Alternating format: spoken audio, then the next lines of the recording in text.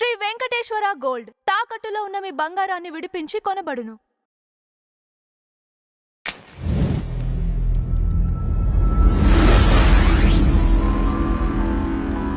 Hello, welcome to our channel. ఈరోజు వచ్చేసి మన ముందు దాసరి విజ్ఞాన్ సినీ క్రిటిక్ దాసరి విజ్ఞాన్ గారు ఉన్నారు. ఆయనతో మనం మాట్లాడదాం.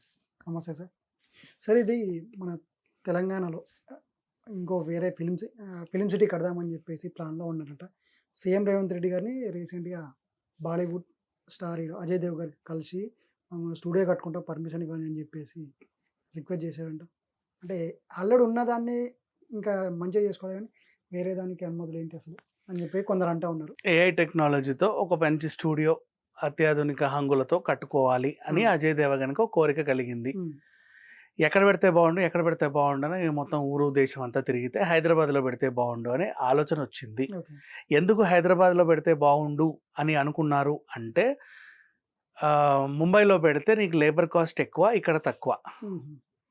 ఇప్పుడు పర్ డే ఫర్ ఎగ్జాంపుల్ ఓ డబ్బింగ్ ఆర్టిస్ట్కి నువ్వు 1000 రూపాయలు ఇచ్చావు అనుకో, మామూలుగా సాధారణంగా. ముంబై అయితే 10,000 ఇవ్వాలి. జూనియర్ ఆర్టిస్ట్కి ఓ 2,000 ఇచ్చావనుకో, ముంబై అయితే 20,000 ఇవ్వాలి. ఓ మోడల్కి 5,000 ఇచ్చావనుకో, ముంబైలో 50,000 ఇవ్వాలి. అంటే అంత డిఫరెన్స్ ఉంటుంది ఇంచుమించు చెప్పాలి అంటే.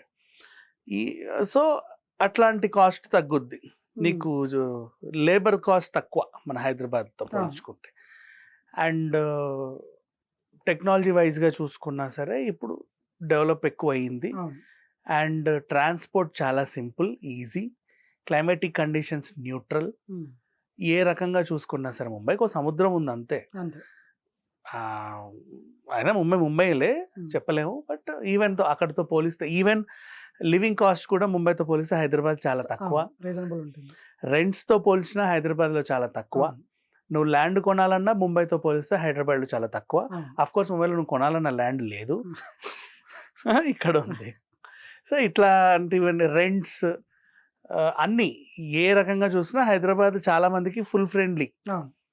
ఇప్పుడు సాధారణంగా మనం అద్దె కొంపలలో చావాలన్నా చెన్నైతో బెంగళూరుతో పోల్చుకుంటే హైదరాబాద్ చాలా ఫ్రెండ్లీ. ఇక్కడ పిలిచి ఇస్తారు హౌజెస్, అక్కడ నువ్వు తిరిగినా ఇవ్వరు అట్లా.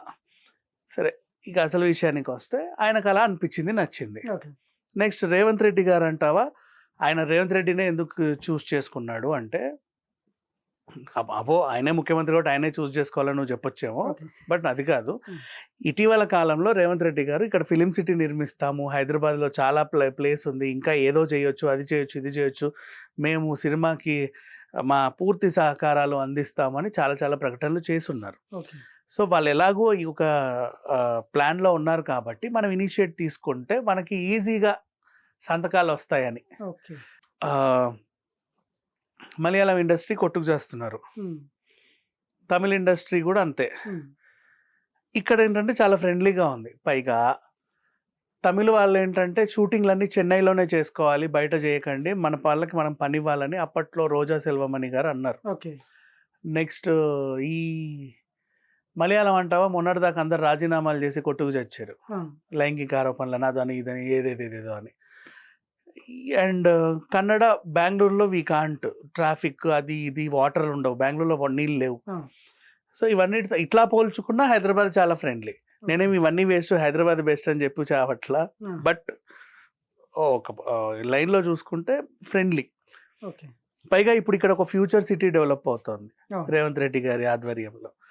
అటువైపు కూడా మీరు ఒక ఫిలిం సిటీ లాంటిదన్నా పెట్టుకుంటే ఆ ఏరియా ఇంకా బాగా డెవలప్ అవుతుంది.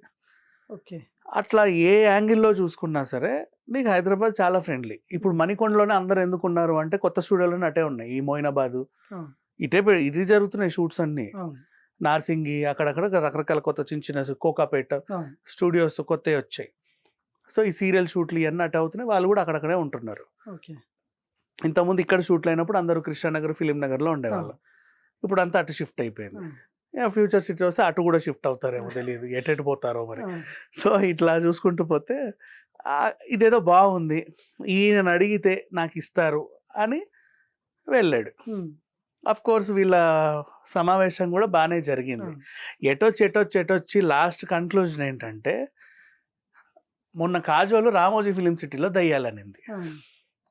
అమ్మ ఎందుకు నువ్వు దయ్యాలన్నాట, సారీలే అనింది, అంతే. ఆ, అంత నా సింపుల్ ఉద్దేశం అది కాదు, సారీ అనింది. అంత పెద్ద- కానీ ఆవిడ చెప్పిన వెంటనే అవునవునవునవును, ఓ రోజు నేను చెట్టు మీద ఏదో ఊగుతుంటే చూశాను, ఓ రోజు నన్ను ఎవరో గిల్లినట్టు అనిపించింది, ఓ రోజు నాకేదో వినిపించింది అని మీతో వాళ్ళందరూ చెప్పారు. అంటే ఆ ఫిల్మ్ ఇండస్ట్రీ సంబంధించి అందరూ చెప్పారు, టాలీవుడ్ మహామహులందరూ చెప్పారు, రాశి ఖన్నా, కిరవాణి గారు, అట్లాంటి మహానుభావులు అందరూ చెప్పేశారు. చెప్పగానే రామోజీ ఫిలిం సిటీ దయ్యాల కోట అయిపోయింది. అంటే నువ్వు స్టూడియో పెట్టుకోవడానికి ఫిలిం సిటీ నెగిటివ్ చేసావా అనేది నా అనుమానం. అవును. సో ఇప్పుడు మీరు చెప్తుంటే చాలా మంది కూడా అదే డౌట్ రావచ్చు ఇంకా. ఎందుకంటే ఇప్పుడు ఈ అన్నపూర్ణ 7 ఎకరాలు కూడా పైన స్టూడియో కింద మధ్యలో కూడా చిన్న అడవిలాగా ఉంటది. అవును. లోపలికి వెళ్తే భయం వేస్తుంది, వేయకుండా ఉండదు. అవును. రాక్ క్యాజిల్ నాకు భయం వేస్తుంది, ఎందుకు అక్కడ ఏ షూట్కి వెళ్ళిన. ఓకే. రాక్ క్యాజిల్ అని బంజారా హిల్స్ లో ఉంటది. బూత్ బంగ్లా నిజమైన పేరే బూత్ బంగ్లా, ఛత్రపతి హౌస్ నుంచి కొంచెం ముందుకు వెళ్తే వస్తుంది. ఏక్ నిరంజన్ సెట్ అంతా అక్కడే. అవును. నెక్స్ట్ ఇదేంటి మీ వాల్తేరు వీర, ఇది అల్యూమినియం ఫ్యాక్టరీ, ఓకే. దాని లోపల కూడా అడవే ఉంటది. ఆ, అది కూడా కొంచెం భయంకరం, అంటే పాత ఫ్యాక్టరీలు ఎట్లుంటాయి అవును. అలాగే ఉంటది. కానీ అయినా సరే అక్కడ డే షూట్లు, నైట్ షూట్లు విచ్చలవిడిగా చేసాం. అవును. ఎక్కడా లేని దయ్యాలు రామోజీ ఫిల్మ్ సిటీనే ఎందుకు టార్గెట్ చేశారు? అవును. మరి దారుణం కాకపోతే మరి ఎందుకో అట్లా చేశారు. కానీ సరే వాట్ Maybe ఎవర్. వాళ్ళకు ముందే ఉండొచ్చు అయితే. ఏమో studio కడదామని. మీ ఆవిడేమో స్టూడియోలో దయ్యం దయ్యం అనింది, తెల్లారి నువ్వు వచ్చిన కొత్త స్టూడియో పెట్టుకుంటాను అన్నావు. అవును. మరి దాన్ని ఎట్లా చూడాలి? ఏమో నాకు అట్లా అనిపించింది, నా పర్సనల్ ఒపీనియన్ ఇది. బట్ వీళ్ళు వచ్చినా రాకున్నా ఆయన కపిల్ దేవ్ గారిని కూడా తీసుకొని వచ్చారులే. అవును. రేవంత్ రెడ్డి గారికి అయితే ఒక ఆలోచన, ఫ్యూచర్ సిటీ సైడ్ ఇంకొక మంచి స్టూడియో నిర్మాణం చేసి అటు కూడా బాగా డెవలప్ అవుతుంది అనే ఒక ఇది అయితే ఉంది. సో ఇప్పుడు మీరు చెప్తుంటే చూసే వాళ్ళకి కూడా చాలా మందికి అదే డౌట్ వస్తుంది. అంటే భార్య భర్త ఇద్దరు కలిపి ఏదో గేమ్ ఆడుతున్నట్టున్నారు. మరి అదే కదా, నువ్వు స్టూడియో కట్టుకోవాలంటే మా దగ్గర ఉన్న స్టూడియోలని అబ్బే అందులో దయ్యాలంటావా? అంటే వచ్చేటోళ్ళని రాకుండా, అంటే వాళ్ళందరూ నీ దగ్గర రావాలి. అట్లుంది మరి లాక్ పరిస్థితి. చేసేసి మనం రెవెన్యూ జనరేట్ చేసుకోవాలని అట్లాగే ఉంది. నాయేమో నాకు అట్లా అనిపించింది. ఓకే. మరి మిగతా వాటిని ఎందుకు నెగిటివ్ చేయలేదు? అన్నపూర్ణని అవును. వీటిని అంటే సెంటర్ లో ఉంది కదా ఇప్పుడు. హైదరాబాద్ దాంట్లో ఎక్కువ టెక్నాలజీ ఉంది ఇప్పుడు. అరే అవును. దానికి మించి వీళ్ళు ఇంకా అత్యాధునిక టెక్నాలజీ తెద్దామని వీళ్ళ ప్లాన్. ఆ, సో అది మా దగ్గర ఉంది, ఆ, అటు ఎందుకు వెళ్ళడం, ఆ.